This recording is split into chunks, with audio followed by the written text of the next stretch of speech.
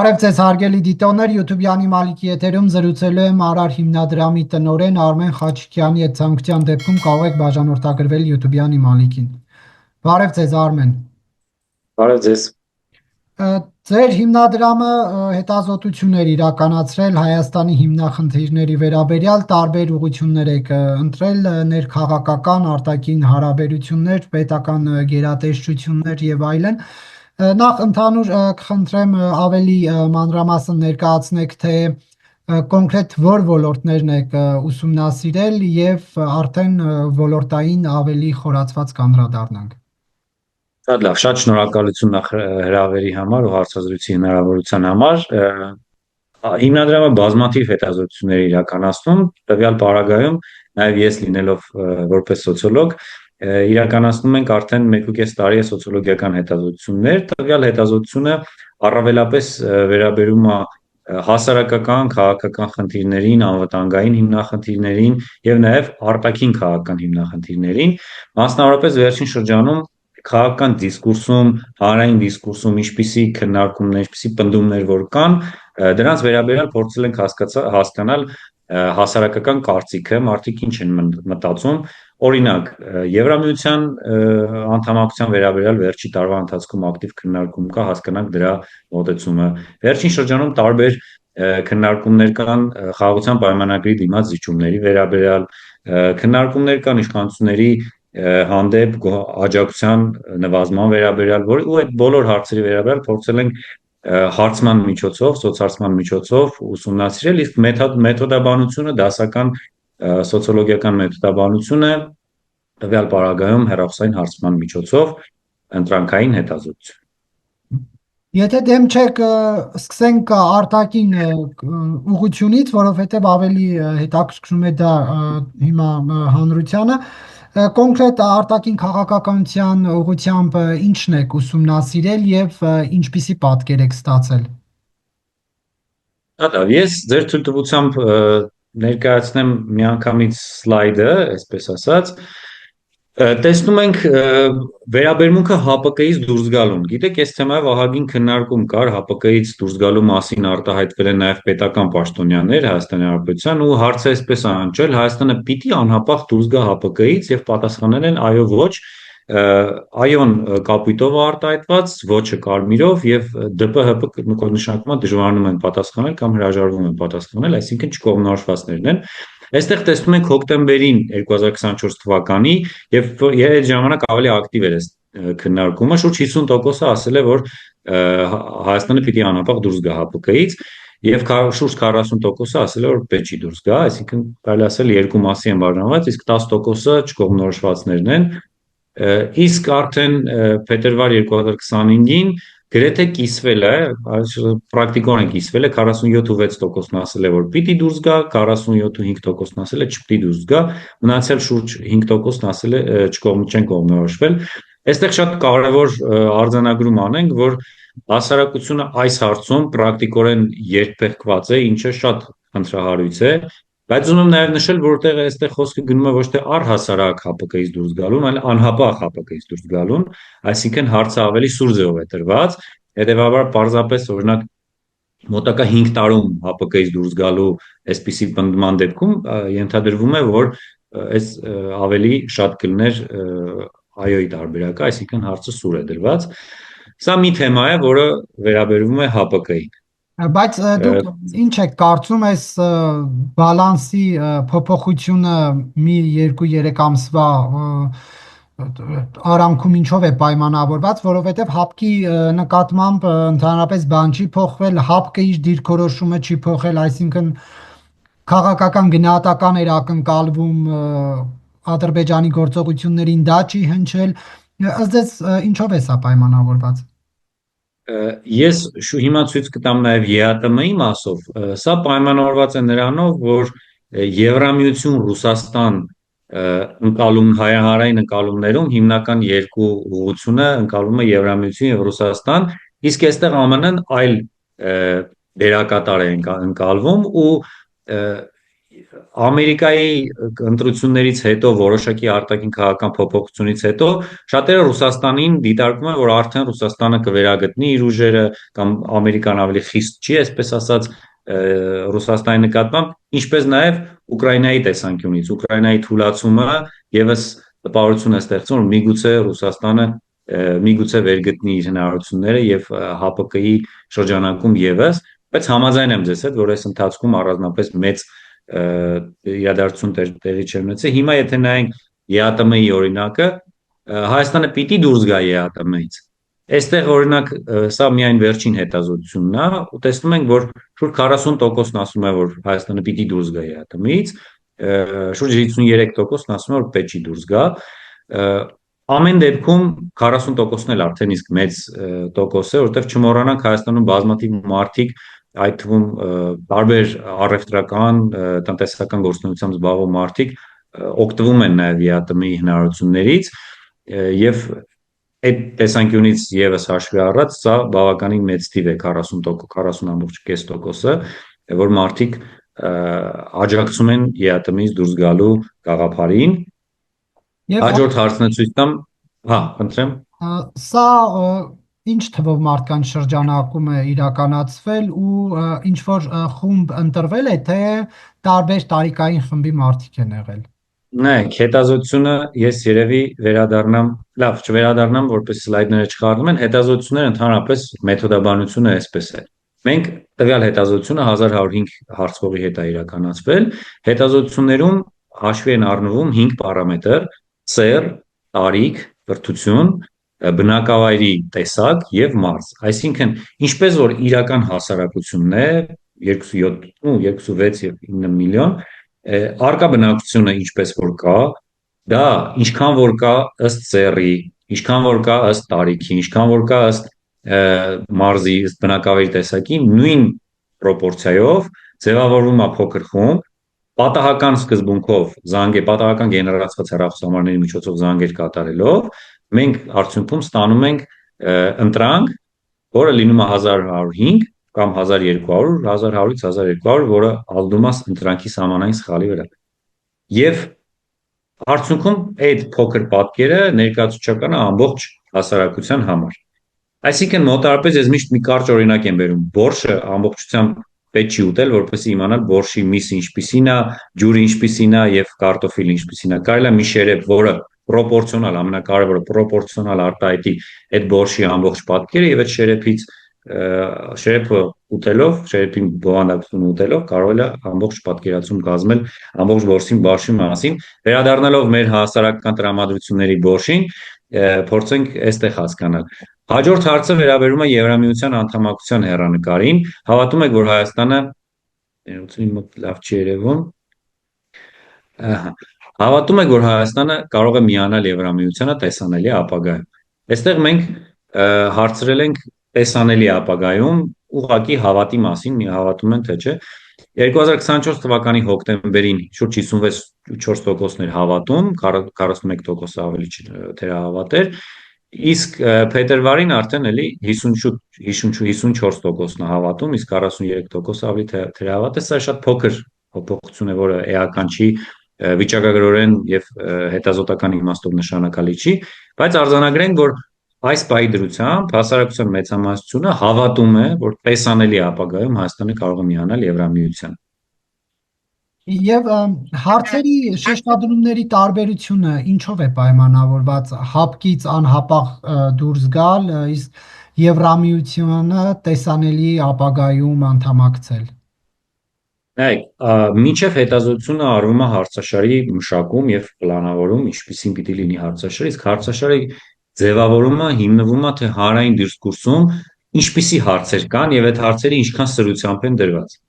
Վստահ եմ դուք ինձ հետ համաձայն եք, որ հանրային դիսկուրսում ՀԱՊԿ-ից դուրս գալու թեման ավելի սուր է դրված, ավելի առաջնահերթ է դրված, մարդկանց ցավը ավելի առաջնային է, որ ՀԱՊԿ-ն ինչու մեզ չօգնեց, որոշակի շրջանակում այդպիսի հաստատություն կա,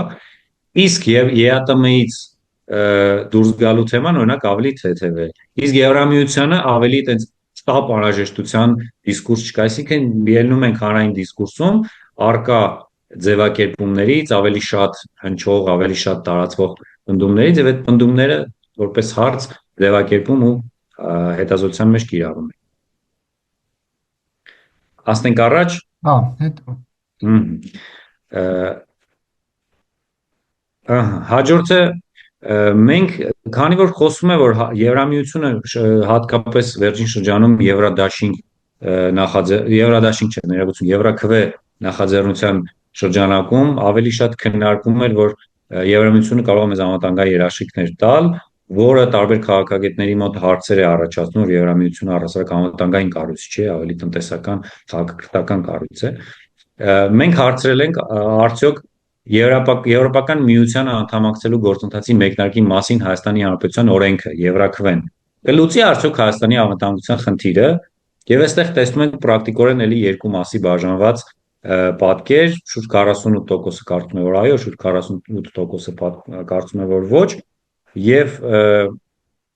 այդուհանդերձ ես կարծում եմ Եվրաքվեի այդ նախաձեռնության տեսանկյունից բավականին մեծ թիվ է այս 48%-ը, որտեղ իրականում Եվրոպական միությունը անվտանգային խնդիր լուծելու այդպիսի մանդատ, որպես այդպիսին առաջնային մանդատ կոնե չունի։ Ամեն դեպքում այս ցույց է, որ իրենց դիսկուրսը, իրենց կարողությունը, իրենց քննարկումը, տեղեկատվական արշավը այսպիսի արդյունք է ստացել։ Հաջորդն էլ քննարկենք ու փորձենք ամփոփել ԱՄՆ-ի հետ ռազմավարական գործընկերության մասին վերջերս կնքված փաստաթուղթը կլուծի Հայաստանի անվտանգության խնդիրը։ Այս փաստաթուղթը եւս մեծ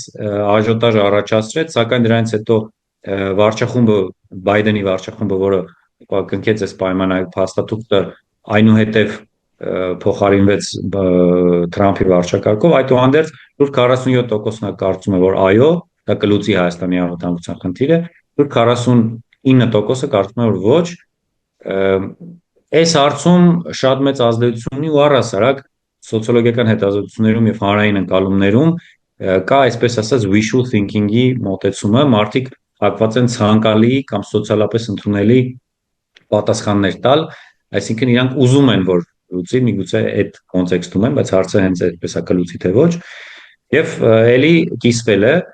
Իդեպ ասեմ, որ այս երկբևեռությունը հանրային ընկալումներում շատ մեծ նաեւ մարտահրավեր է քաղաքական գործիչների համար ու շատ մեծ ռիսկ է նաև հասարակության բևեռացման, ավելի ճգնամաժամային իրավիճակներում ավելի վատ հետևանքների ի հայտ գալու համար, որտեղ նորմալ չի որ հասարակությունը այսպես երկու մասի է բաժանված։ Եվ վերջում արտաքին հարաբերությունները ամփոփող այս մի սլայդն է, մենք տեսնում ենք ինչքան մուգ գույնի այդքան ավելի թարմ հետազոտություն, տեսնում ենք թե հարցրել ենք թե Հայաստան նշվածներից որ մեկի հետ պետք է ռազմադաշնակցային հարաբերություններ ձևավորի, հուլիսի, հոկտեմբերի եւ փետրվարի պատասխաններն են։ Ռուսաստանը հուլիսին 24%-ներ կարծում է պետք է Ռուսաստանի հետ ռազմադաշնակցային հարաբերություններ ձևավորել, ընդ որում այդպեսին կա արդեն։ Այնուհետև հոկտեմբերին իջնում է 18%-ով, փետրվարին էլի վերագտնում։ Իրանը ի սկզբանե 18 էր հուլիսին, հետո բարձրացավ 26, հետո մի քիչ իջավ 24%, ինչը նշանակում է, որ Իրանի նկատմամբ ամեն դեպքում ռազմադաշնակցային հարաբերությունների, այսպես ասած, պոտենցիալ կա։ Համարենք Ռուսաստան-Իրան մոտ 24-24, ԱՄՆ-ի հետ կապված ի սկզբանե 18 էր հուլիսին, այնուհետև դարձավ շուրջ 15%, իսկ փետրվարին շուրջ 22%-ը համարում է, որ Հայաստանը պիտի ռազմադաշնակցային հարաբերություններ ձևավորի ԱՄՆ-ի հետ։ Հնդկաստանը առաջի հետազոտությամբ չէին դրել, երկրորդ հետազոտությամբ եւ երրորդ հետազոտությամբ արդեն 7.3%-ը։ Այստեղ հետաքրքիր է Եվրամիության երկրների Ֆրանսիա, Գերմանիա նշել ենք երկրներից մի քանիսը, որ մարդիկ պատկերացում կազմեն նաեւ, չնայած շատերը գիտեն։ Ի սկզբանե հետազոտություններով հուլիսին թե հոկտեմբերին 29% էր, փետրվարին իջել է 20%, ինչը եւս ԱՄՆ, Եվրամիություն, Ռուսաստան հանրային ընկալումներում որոշակի Եվրամիության դերի նվազման եւ Ուկրաինային աջակցության տեսանկյունից Եվրամիության դերի նվազման հետ է կապված։ Ամփոփելով այս ամեն ինչը կարող ենք ասել, որ ֆիզիկապես մոտ երկրները որոշակի առավելություն ունենալով հանդերձ տոկոսային առումով ընդհանրապես բարձր ավելի մոտ երկրները ֆիզիկապես ընդհանուր սահման ունեցողները ավելի մեծ հեռանկար ունեն ռազմադաշնակցային հարաբերության, օրինակ Իրանը։ Այս առումով ամեն դեպքում մենք ունենք գրեթե էլի հավասար արևելք-արևմուտք երկրների տեսանկյունից գրեթե հավասար պատկեր։ Տեսեք, դուք մի քանի տարբեր ամիսների եք անում, հա, մի քանի հարցումներ։ Այստեղ հարց է առաջանում, օրինակ ես ինչ եմ մտածել Ռուսաստանի մասին հուլիսին, հոկտեմբերին, փետրվարին, բայց ինչպես հասկանում եմ, սա իմ հուլիսի, հոկտեմբերի եւ փետրվարի դիրքորոշումները չեն, սա լրիվ տարբեր մարդկանց դիրքորոշումներն են։ Թե դուք ֆիքսել եք համարները եւ նույն մարդկանց եք զանգել։ Չէ, ամեն անգամ տարբեր մարդիկ են պատասխանում հետազոտությանը։ Երևի պետք է հարցազրույցի սկզբում ես կարճ ներկայացնեի մետաղաբանությունը, իմ բաստողումն է միգուցե։ Հետազոտությունը ամեն անգամ բնականաբար պատահականորեն գեներացված հեռախոսահամարներ են, որտեղ եւս պահվում է պրոպորցիան։ Այսինքն բջջային հեռախոսներից ինչպիսի օպերատորները ինչպիսի չափաբաժին ունեն, որը հայտնի է, այդ նույն չափաբաժնով պատահականորեն համակարգը գեներացնում է հեռախոսահամարներ, պատահականորեն զանգվում են, բնականաբար որոշ հեռախոսահամարներ գոյություն չեն ունենում, եւ այդ հեռախոսահամարներին պատասխանած քաղաքացիներին նոր հաշվարկում է իրենց տված պատասխանները համաչափորեն ինչպես Հայաստանում է սերբ տարի կրթություն այդ նույն բաշխվածությամբ մարզային գյուղական քաղաք նույն բաշխվածությամբ իրականացվում է հեռախոսային հարցում։ Այստեղ Ռուսաստանի օրինակի եթե ձեզ հետաքրքրում է, կարող եմ իմ դիտարկում անեմ, Ռուսաստանը ինչ է փոխվել Ռուսաստանի հետ կապված, հուլիսին բավականին բարձր էր, բայց ուզում եմ ընդգծել, որ հետո Կուրսկի մարզի ուղղությամբ Ուկրաինայի որոշակի հաջողությունը հայաստանցիների շրջանում Ռուսաստանին աջակցող, այսպես ասած, կամ Ռուսաստանի դերը գնահատող քաղաքացիներով որոշակի անկում է նկատվել եւ իմ գնահատմամբ որպես սոցիոլոգ, որպես այս հետազոտությունները պարբերաբար իրականացնող մարդ իմ կարծիքով այդ խաղացել է դեր, որից հետո արդեն որոշակի հաջողություններ է Ռուսաստանի առաջնագծում ուկրաինական դեր է ունեցել իր վերագտման առումով։ Շարունակելով իմ հարցը, սա ինչքանով է պատկերը, հա, ամբողջական ներկայացնում, որովհետև գուցե եւ ստացվի, որ չգիտեմ, մի հարցմանը օրինակ մասնակցեն պատահականության սկզբունքով թեկուզ մարդիկ, որոնք կարծում են, որ ահա տեսեք Ֆրանսիան գալու է եւ մեզ փրկի, եւ մյուս դեպքում մասնակցեն օրինակ մարդիկ, որոնք ասում են այդ այլասերված Եվրոպան, ինչքան կարողանալու ենք պետքա դրանցից հեռու մնանք, սա ճիշտ մոտեցում է։ Նայեք, Նարեկ ջան, լավ հարց է, իրականում մտահոգիչ հարց է, բայց նայեք, սոցիոլոգիան եւ սոցիոլոգիական հետազոտությունները դրան գիտական ուղղություն է։ Եվ այդ գիտությամբ զբաղվում են արդեն կարելի ասել մի քանի դար։ Եվ վերջի տասնամյակներում շատ ակտիվ զբաղվում են այս հետազոտությամբ, այդ թվում Հայաստանում։ Եվս մի բան ասեմ, ինքը նման է ընդհանրապես ես հասարակությունները նմանեցնում եմ մարդկային օրգանիզմներին։ Մարդկային ոնց որ հասարակության մոտ տարբեր չափումներ են անում սոցիոլոգներս, այդ նույնը ինչ որ բժիշկը չափում է ֆիզիկական օրգանիզմի ճնշումը, շաքարի մակարդակը, ճնշումը, ջերմությունը եւ այլն։ Այսինքն սոցիոլոգը չափում է իր գործիքներով։ Այդ նույնն է ոնց որ դուք կասկածի տակ դնեք, օրինակ ճնշման ապարատի շեղման հնարավորությունը, որը առկա է։ Այս հետազոտությունները ես ասացի ընտրանքի մասին, այդ ընտրանքը, որը որ ում հետ հարցում ենք անում, ինքը ունի հատուկ բան, կոչվում է ընտրանքի սահմանային սխալ, նշանակվում է ալֆա տառով։ Ալֆան այս հետազոտության դեպքում պլյուս-մինուս 2.9 է։ Այսինքն ցանկացած բան, որ մենք տեսնում ենք, կարող է իր շեղումը տալ պլյուս-մինուս 2.9 տվյալ բաղադրում տոկոս։ Այսինքն ինքը չափիչ գործիք է, այդ սոցհարցումները դրան գործիք են, որով չափվում է հասարակական կարծիքը, հասարակական տրամադրությունները, պատկերացումները։ Դա գիտություն է։ Դա ոչ ես եմ օրինե, ոչ Հայաստանում են առհասարակ օրինե, դա համաշխարհային պրակտիկայում կիրառվող մեթոդաբանություն է։ Շատ լավ, պարզապես ես նաև հնչեցնում եմ հարցեր, որոնք վստահ եմ մեկնաբանությունների բաժնում գրվելու են։ Եթե արտաքին բլոկեյսկաններ, հա, ընդհանուր ձեր, եթե ամփոփենք, հա, հիմա ինչ եք կարծում Հայաստանը հասարակությունը ցանկանում է դեպի արևմուտք գնալ, թե անվտանգային առումով, թե տնտեսական, եթե արել եք տնտեսությունը, թե միայն անվտանգային բաղադրիչն է, թե եղած համակարգերում է փորձում ինչ որ վերափոխումներ տեսնել ըստ ձեր իրականացրած հարցումների։ Լավ, ես փորձեմ կարճ իմ դիտարկումով կիսվել, նայեք, Հայաստանյան նախ հարային ընկալումը տեսանք, որ երկու մասի է բաժանված։ Միևնույն ժամանակ մենք Ռուսաստանի հետ ունենք ինչ-որ պատմական հարաբերություններ, որը վերջի շրջանում կամ ավելի երկարաժամկետ հատվածում ունեցել է բազմաթիվ խնդիրներ, մարտահրավերներ, ձախողումներ եւ այլն։ Բայց միևնույն ժամանակ ես միշտ այդ հարցը տալիս եմ հատկապես երիտասարդների շրջանում, հայաստանցիների մոտ կա հետաքրքրություն դեպի Եվրոպա։ Հայաստանցիների շրջանում հետաքրքրությունը դեպի Ռուսաստան շատ ցածր է։ Ես միշտ այդ օրինակը բերում եմ, եթե օրինակ ես եւ դուք ուզենանք գնանք որևէ արտերկիր ճամփորդելու, կրթություն ստանալու, առողջապահություն ստանալու, կնախընտրենք հավանաբար ավելի եվրոպական երկիրը, չէ՞, քան Ռուսաստանը։ Անկեղծորեն ասենք, էլի։ Չնայած Ռուսաստանն էլ իր դրական կողմերն ունի։ Այդուհանդերձ հանրային ընկալումներում հասարակության շրջանում Եվրոպան ավելի հետաքրքիր է տուրիստական առումով, սպորտային առումով, առողջապահական առումով, մշակութային, քաղաքակրթական առումով հետաքրքիր է։ Միևնույն ժամանակ անվտանգային առումով շատերը հասկանում են, որ Եվրոպական միությունը, եվրոպական երկրները ինքնին դժվարությունների մեջ են, իմիգրացիոն խնդիրներ ունեն եւ այլն եւ այլն։ Ուստի Եվրոպական միության հետ կապված ես տեսնում եմ վերջի շրջանում որոշակի անկում է դրսևորվում, ինչը նաև Ամերիկայի դերի մեծացման հաշվին է։ Ամերիկայի դերը հայաստանցիների շրջանում Ամերիկայի հետ համագործակցության, Ամերիկայի հետ անվտանգային հնարավորությունների ընդլայնման տեսանկյունից բարձրացել է։ Ինչու՞։ Որովհետև մարդիկ հեռուստացույց են նայում, մարդիկ մտածում են, հասարակությունը հասկանում է, որ Ամերիկան արդեն օրակարգ է թելադրում, անվտանգային ընդհանուր առմամբ միջազգային հարաբերություններում արդեն նոր խաղի կանոններ է մշակում, կարողանում է ուժ կիրառել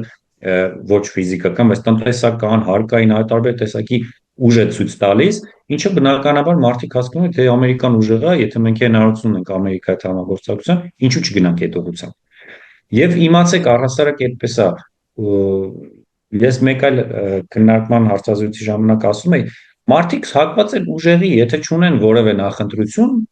մեկնարկային, հակված են ուժերին աջակցելու, ուժերի աջակցությանը սпасելու, որովհետև եթե իրանք ավելի ուժերի հետ են ինչ որ երկարատև հարաբերության մեջ մտնում, բնականաբար իրանք անվտանգության երաշխիքը ավելի մեծ է։ Հիմա եթե ինչ որ պայ Ռուսաստանը ուկրաինական դաշտում հաջողությունների հասնի, ես ես վստահեցնում եմ Ռուսաստանին աջակցողների քանակը զգալիորեն մեծանալու է։ Այստեղ կա նաև մեկ այլ բան։ Կա հասարակություն եւ կա հասարակության մեջ ակտիվ հատված։ Օրինակ, պրոռուսական ակտիվ հատվածը ավելի աղմկոտ կդառնա, երբ որ Ռուսաստանը որևէ հաջողություն ունենա։ Իսկ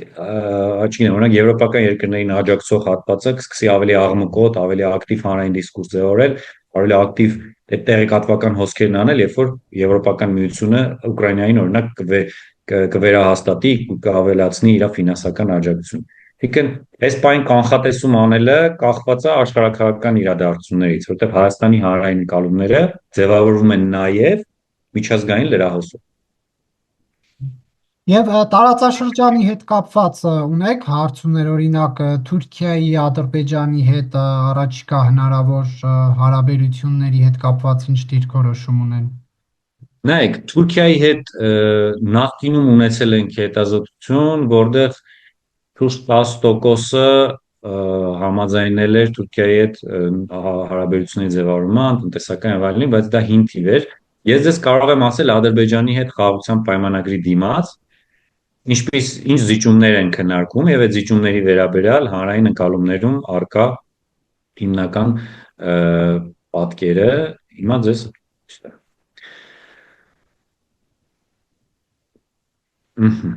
Ուրեմն հարցը հետեւյալն է, Ադրբեջանի հետ խաղաղության պայմանագիր կնքելու դիմաց Հայաստանի կողմից հետեւյալ զիջումները ընդունելի են թե անընդունելի են։ Այսինքն մենք խոսում ենք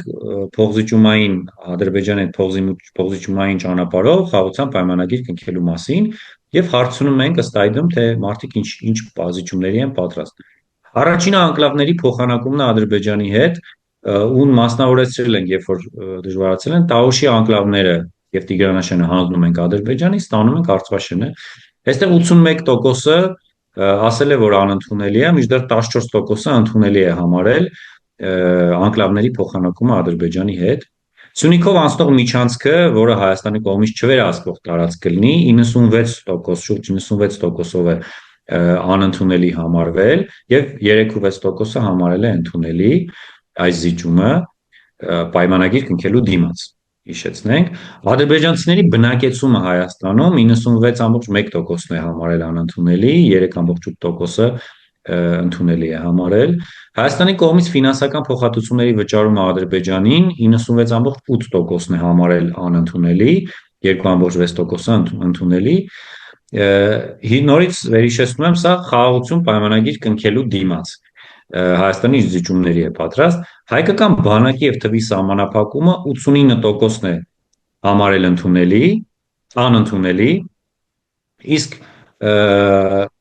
9.10%-ը համարել է ընդունելի։ Սա բավականին էական թիվ է, որ 10%-ը համարում է ընդունելին, այսինքն 10%-ը հավատում է խաղաղության պայմանագրին որպես խաղաղության երաշխիք, որպես Հայաստանի եւ Ադրբեջանի միջև երկարատև խաղաղության երաշխիք, այսինքն այս 10%-ը համարում է նույնիսկ Հայաստանի բանակի զենքի եւ թվի սահմանափակման պարագայում Հայաստանը կարող է խաղաղության պայմանագիր կնքել եւ